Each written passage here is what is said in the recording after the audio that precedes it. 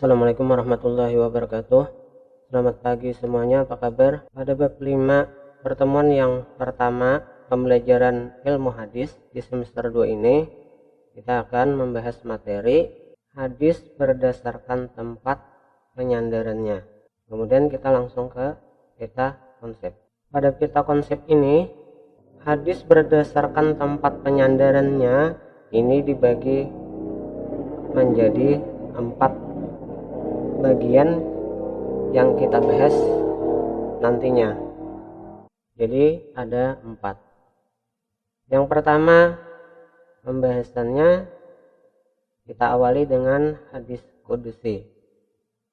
Kemudian yang kedua hadis marfu. Yang ketiga hadis mauquf. Kemudian yang terakhir hadis maqtu. Kita lanjut. Mari memahami. Dalam bab ini disajikan istilah-istilah dan contoh-contoh hadis yang sumbernya dari Allah, dari Nabi Muhammad, dari sahabat, dan dari tabi'in. Di antaranya ada yang berupa perkataan, perbuatan, dan ketetapan. Hadis-hadis ini secara hukum ada yang sahih, hasan, dan ada pula yang dhaif. Jadi ada 3 hadis. Hadis sahih, kemudian hadis hasan, kemudian hadis dhaif. Di samping itu, dalam bab ini juga dijelaskan perbedaan antara hadis yang sumbernya dari Allah dan Al-Quran, serta perbedaannya dengan hadis yang bersumber dari Nabi. Ketika mengamati hadis, ada yang matanya bersumber dari Allah Subhanahu wa taala, Nabi, sahabat, tabi'in, bahkan matanya merupakan fatwa ulama. Oleh karena itu, para muhaddisin berbagi hadis dari segi sumbernya atau penyandarannya ada 4. Jadi yang kita bahas hari ini, kita membahas hadis qudsi. Hadis qudsi. Hadis qudsi. Pengertian hadis qudsi dinisbatkan kepada kata al-qudsi yang berarti suci dan bersih. Disebut juga hadis rabbani atau hadis ilahi.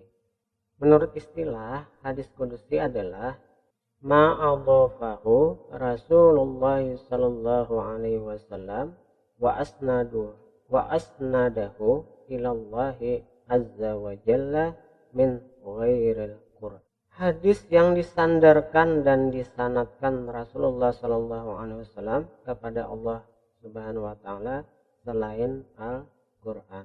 Kemudian dinamakan hadis karena Nabi Shallallahu Alaihi Wasallam yang mensabdakannya, dan dinamakan hadis qudsi dan dinamakan dengan qudsi karena sumbernya dari Allah Subhanahu Wa Taala yang maha suci. Ini yang membedakan dengan hadis nabawi. Hadis qudsi berjumlah sekitar 200. Nah, jadi jumlah hadis qudsi sekitar 200. Jadi hadis qudsi ini disandarkan dan disanadkan Rasulullah Shallallahu Alaihi Wasallam selain Al-Quran. Kemudian yang kedua, contoh hadis qudsi. Jumlah hadis qudsi tidak terlalu banyak, sekitar 200. Di antaranya ma akhrajal muslim fi sahihihi an Abi Dzar radhiyallahu anin Nabi sallallahu alaihi wasallam fi ma rawa anillahi tabaraka wa ta'ala annahu qala ya ibadi inni haramtu zulma ala nafsi wa ja'altuhu bainakum muharraman fala tazalamu. Al-hadis.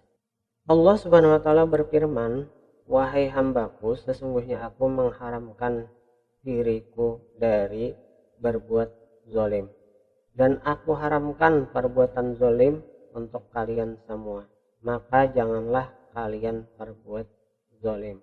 Kemudian lagi hadis kursi yang lain, ma akhrajal Bukhari fi sahihihi an Abi Hurairah radhiyallahu anin Nabi sallallahu alaihi wasallam qala qala Allahu salasatun anna hasmuhum yaumal qiyamah rajulun a'ta bi summa wadara wa rajulun ba'a hurrun fa'aqala sama nahu wa rajulun istajara ajirun pastaufa minhu walam yu'ti ujrahu. Kemudian yang ketiga, perbedaan antara hadis kursi dan Al-Quran. Ini ada perbedaannya antara Al-Quran dengan hadis kursi. Nomor 1, lafaz dan maknanya dari Allah Subhanahu wa ta'ala. Nah, ini Al-Quran.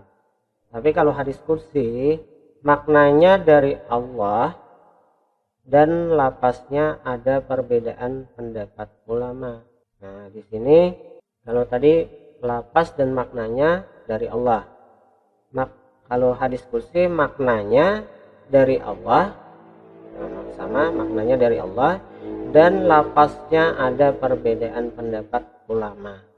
Jadi lafaznya ada perbedaan pendapat ulama. Tapi kalau Al-Quran langsung. Kemudian yang kedua, dihukumi ibadah bagi yang membacanya. Nah, ini Al-Quran. Jadi kalau kita membaca Al-Quran itu salah satu ibadah. Kalau hadis kursi tidak dihukumi ibadah bagi yang membacanya. Jadi ada ibadah bagi yang membacanya. Ada termasuk ibadah maksudnya. Kemudian yang ketiga, sebagai mukjizat. Kalau Al-Quran itu sebagai mukjizat, maksudnya mukjizat Nabi Shallallahu Alaihi Wasallam. Tapi kalau hadis kursi bukan mukjizat. Ini perbedaannya. Kemudian perbedaan yang keempat, tidak boleh meriwayatkan maknanya saja. Jadi tidak boleh meriwayatkan maknanya saja. Kalau hadis kursi boleh meriwayatkan maknanya saja. Ini bedanya. Kemudian yang kelima, dibaca saat sholat. Tapi kalau hadis kursi tidak dibaca saat sholat. Kemudian perbedaan yang terakhir, disyaratkan harus mutawatir. Nah, kalau hadis kursi tidak harus mutawatir. Nah, itu perbedaan antara hadis kursi dan Al-Quran. Sampai sini dulu untuk materi kita hari ini. Semoga dapat dipahami dan bermanfaat, dan diakhiri dengan wassalamualaikum warahmatullahi wabarakatuh.